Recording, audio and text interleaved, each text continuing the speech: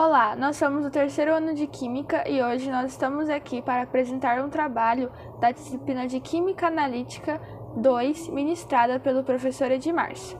E as integrantes do grupo são Carita Luísa, que é quem vos fala, Kézia Barbosa, Maria Eduarda e Maria Eduarda Nalon. E nesse vídeo nós iremos apresentar a respeito do tema de titulação. Olá, meu nome é Maria, eu sou do terceiro ano de Química e eu vou apresentar potenciométrico e o pH-metro. A potenciometria é um método volumétrico que o potencial de dois elétrodos é medido em função do volume do reagente adicionado. O equipamento é utilizado através de um sistema de buretas que realizam o enchimento e o descarte do reagente em um vaso de titulação de uma alta resolução e com agitação automática, que envia as informações também automática para o seu software interno. Aqui a gente tem um exemplar dele. E as titulações potenciométricas, elas são mais preferíveis na titulação manual, por conta da sua precisão. E agora a gente vai falar sobre o pH-metro ou medidor de pH.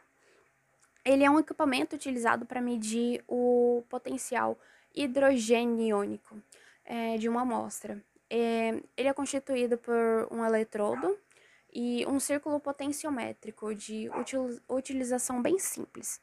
E após calibrá-lo testá-lo com uma solução tampão, é só mergulhar o eletrodo e a ponta dele na amostra, que imediatamente ele vai produzir 1 mV, que vai transformar em pH. Aqui a gente tem alguns exemplares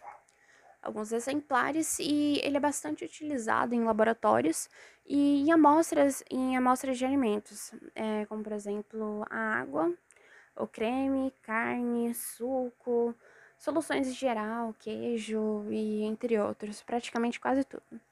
E é isso.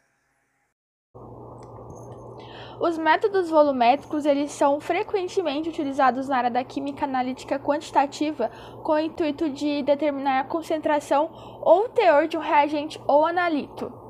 A volumetria ou titulação volumétrica consiste na reação entre uma solução da qual se tem conhecimento da concentração, que nós chamamos de titulante, com uma solução da qual não se tem conhecimento da concentração, de concentração desconhecida, que nós chamamos de titulado.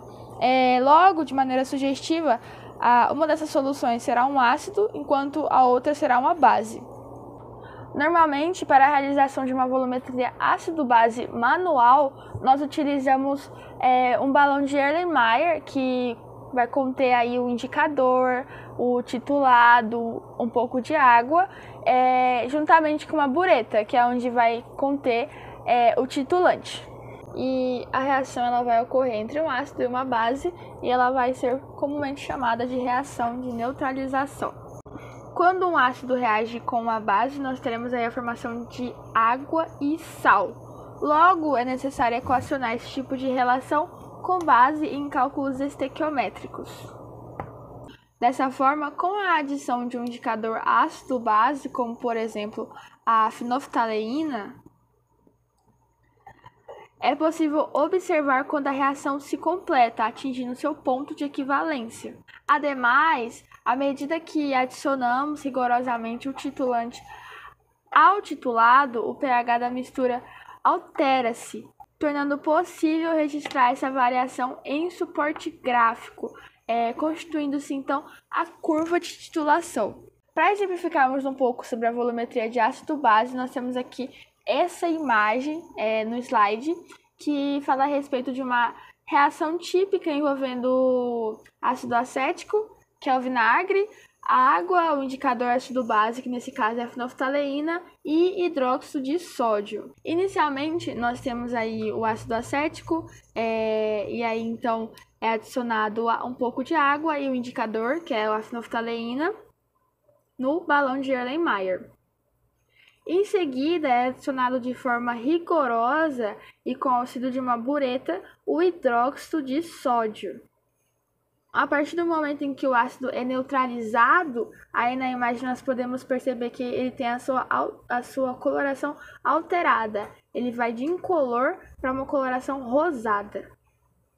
Meu nome é Maria Eduarda e eu vou falar um pouco sobre a volumetria de precipitação, que é basicamente uma volumetria baseada na formação de um composto que seja pouco solúvel.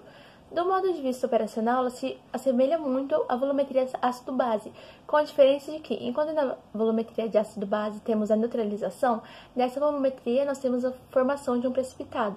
E essa precipitação deve ser dada de forma rápida e os precipitados devem ser suficientemente insolúvel. Esse tipo de volumetria é utilizada para quantificar os haletos e alguns íons metálicos. E um exemplo das reações de precipitação, são as chamadas argentometrias, nas quais é precipitado o íon prata, que é o Ag+.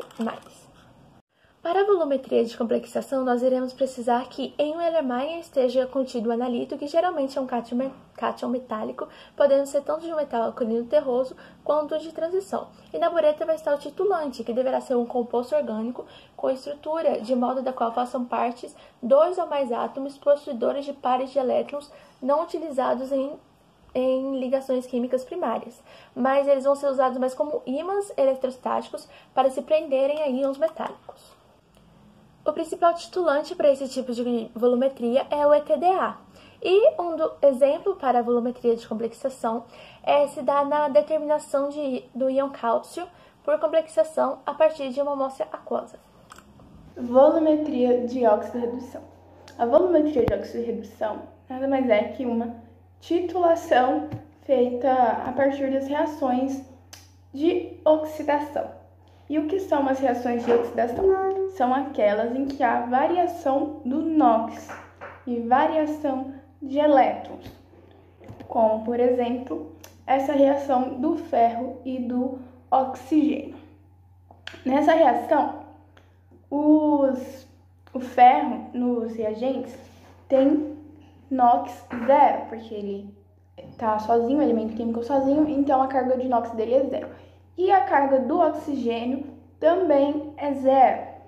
Mas quando nós vamos separar os produtos, por formar um óxido, a carga do oxigênio nessa molécula é menos 2. E para que a soma dos NOx dê zero, a carga do ferro tem que ser mais 3. Portanto, há ali uma variação do NOx dos elementos, dessa reação. Então, ela é uma reação de óxido-redução. Bom, o ferro vai de 0 para mais 3, então ele aumenta o seu número de NOx. Quem aumenta o número de NOx perde elétrons, então é chamado de agente redutor.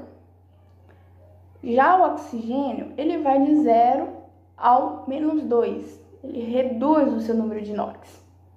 A indicação do ponto final da titulometria por óxido-redução pode ser feita de 3 formas. Visualmente, sem a adição de um indicador.